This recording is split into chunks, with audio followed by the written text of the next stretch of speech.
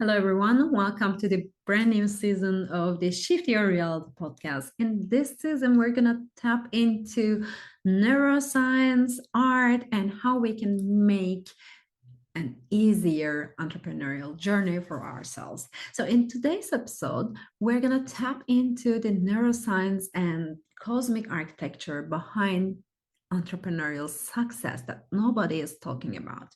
There's a conversation happening in the entrepreneurial world right now.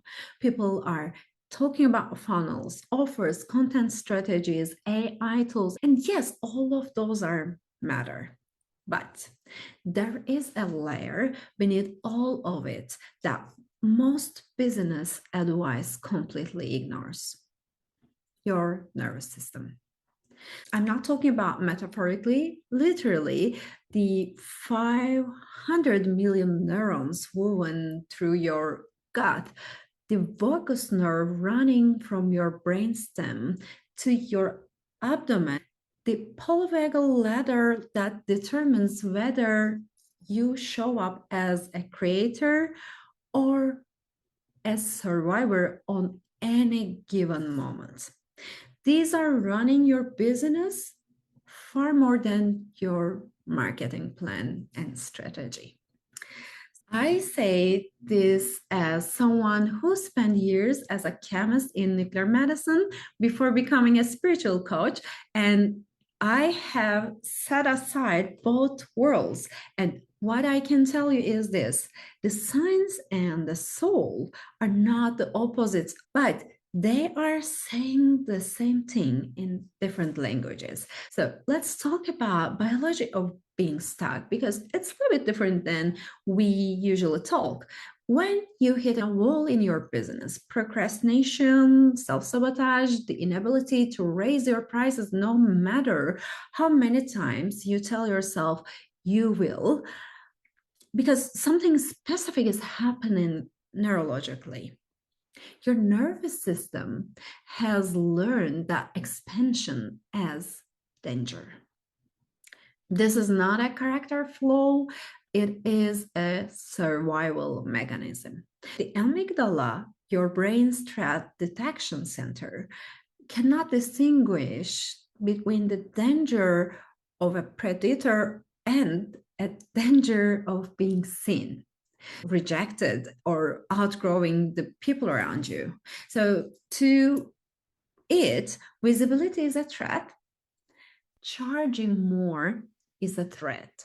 Dreaming bigger than your conditioning allows is a threat. So it pulls you back every single time. The result is what researchers call the window tolerance, the bandwidth within which your nervous system can function without either shutting down or going into overdrive. And most entrepreneurs are trying to build six-figure business from a nervous system whose window tolerance was shaped in childhood, in old relationships, in moments of humiliation or scarcity that have nothing to do with their current reality. So, as you can see, strategy isn't the problem. The container is.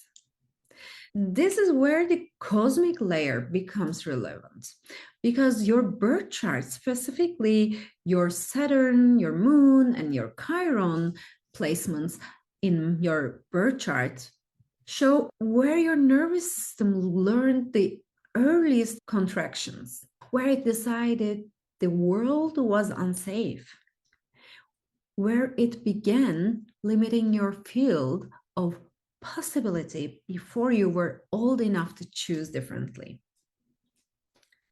Here, it's important for us to remember what Pluto and Aquarius say. We are in Pluto Aquarius era and currently moving through one of the most significant astrological transits in 248 years. Pluto is the planet of death, rebirth, and radical transformation that has entered Aquarius, the sign of technology, collective consciousness, and radical individuality. So this is not simply a shift in the stars, but it is a collective rewiring for each of us. Pluto dismantles what no longer serves, in Aquarius especially. It is dismantling hierarchical top-down systems in governments, in corporations, and in the internal architecture of how we believe success is built. The old codes said push harder, compete, suppress your sensitivities, separate your spirituality from your strategy. But Pluto in Aquarius is burning those codes down. And what is emerging in their place is something more integrated, a new kind of entrepreneur who understands that their intuition is data, that their body is an instrument of intelligence.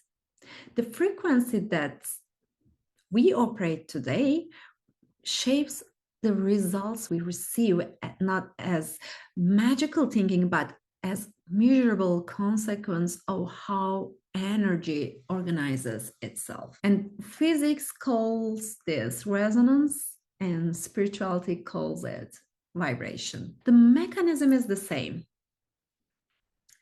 And thinking on that subject can make literal changes in your entrepreneurial journey. Before we go further here, please pause it and just embrace what is coming by opening this window. Because now we're going to tap into the 8 stages of entrepreneurship. I myself shared it with you on social media, on Medium articles, those 8 stages, and embracing the wisdom of those 8 stages in entrepreneurship will change your entrepreneurial journey and your connection with success and money forever. So the 8 stages I work with in the Unison Method are not a ladder you climb once and leave behind.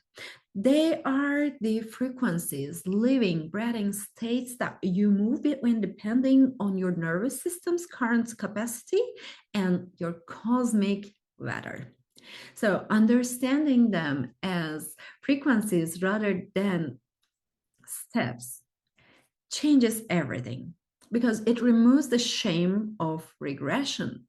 You're not failing when you fall back into fear.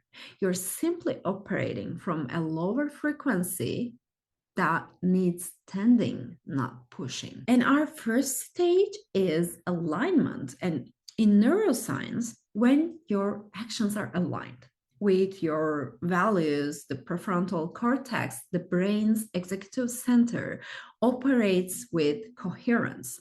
Decision fatigue drops, clarity increases.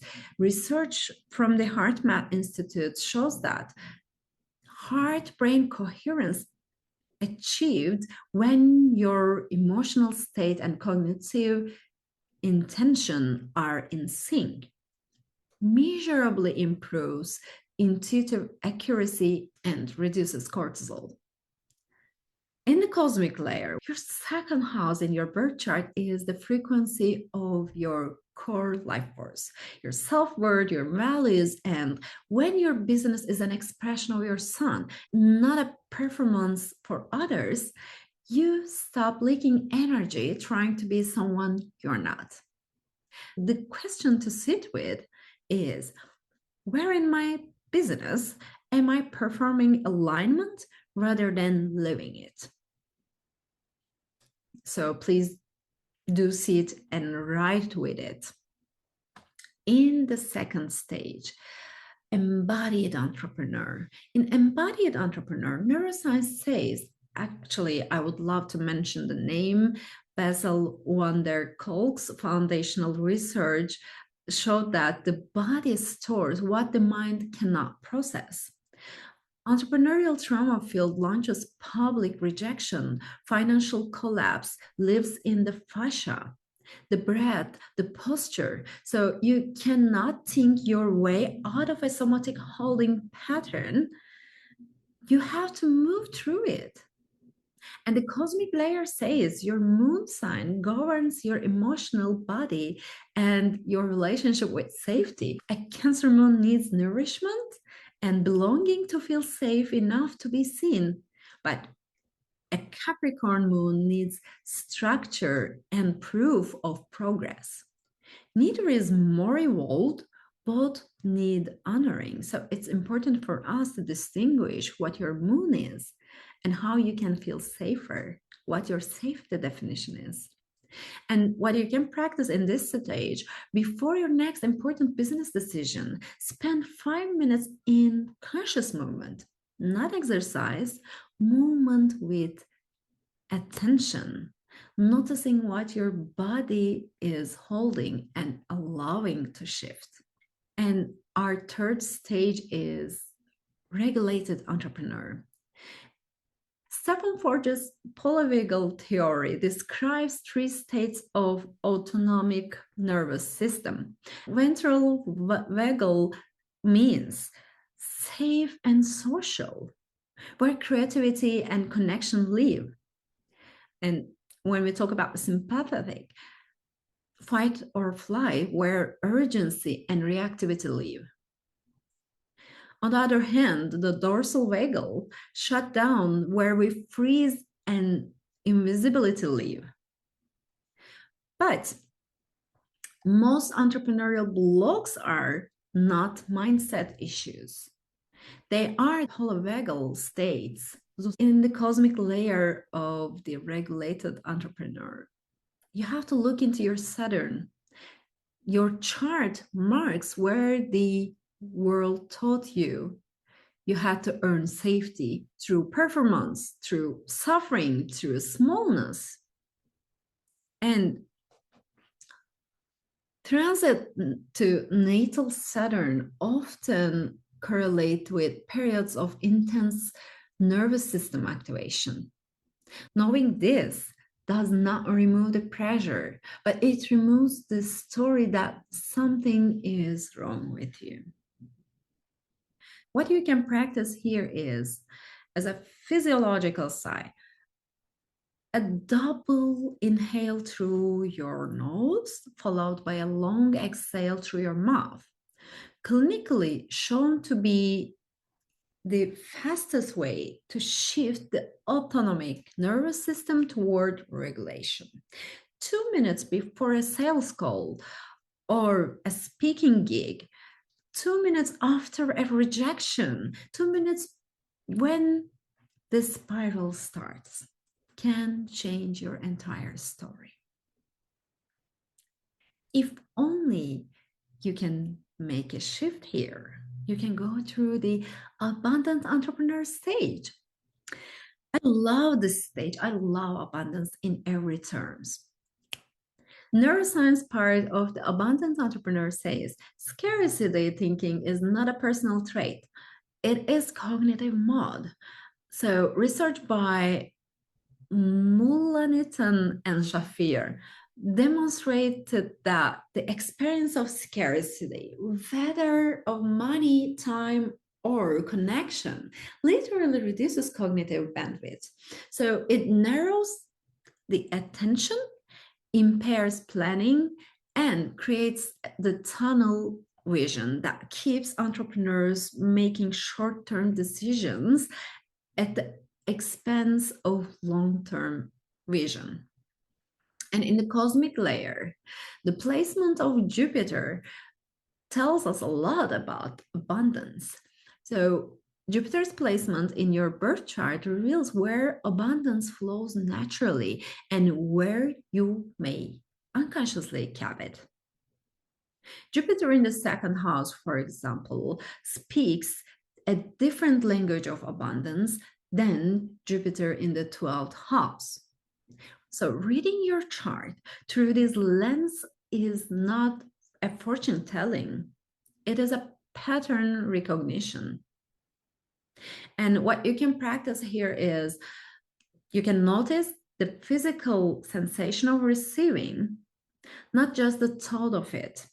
When something good arrives, a kind message, unexpected opportunity, a moment of ease, pause and let your body register it. Because abundance becomes a nervous system state before it becomes a bank balance.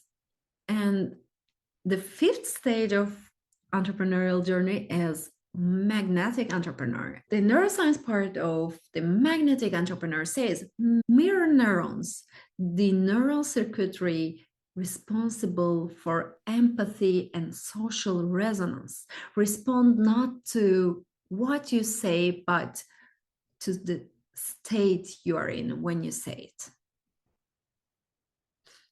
Your nervous system broadcasts.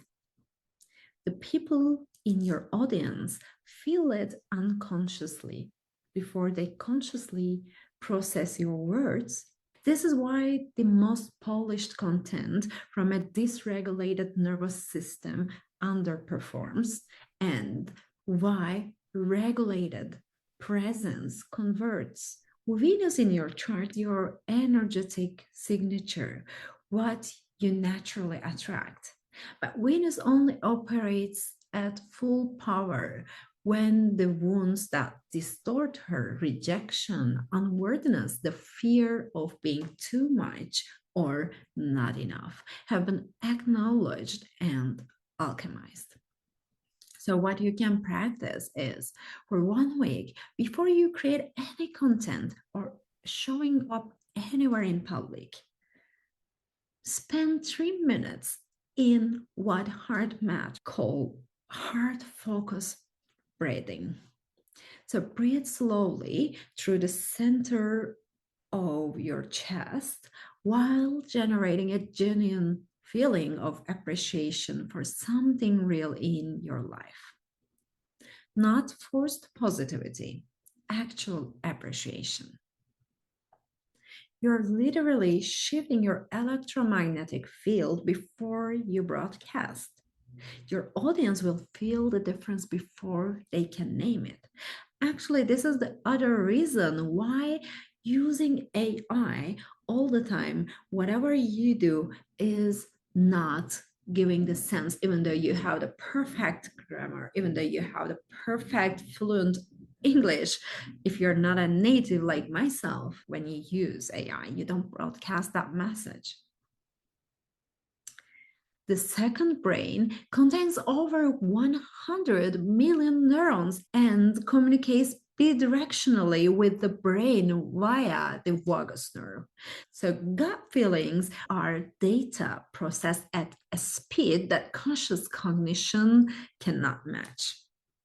What we call intuition is often the enteric nervous system completing a pattern recognition process that the conscious mind has not yet caught of it. So here in the intuitive entrepreneur stage, it's important to remember Mercury. Mercury is the messenger, but more than just being a messenger. Mercury in your natal chart determines how you receive and transmit intuitive information as well. Some Mercuries think in images, some in words, some in felt sense, let's say. Understanding your Mercury placement tells you which channel your inner guidance prefers and where you might be excellently blocking it by trying to access it through the wrong medium.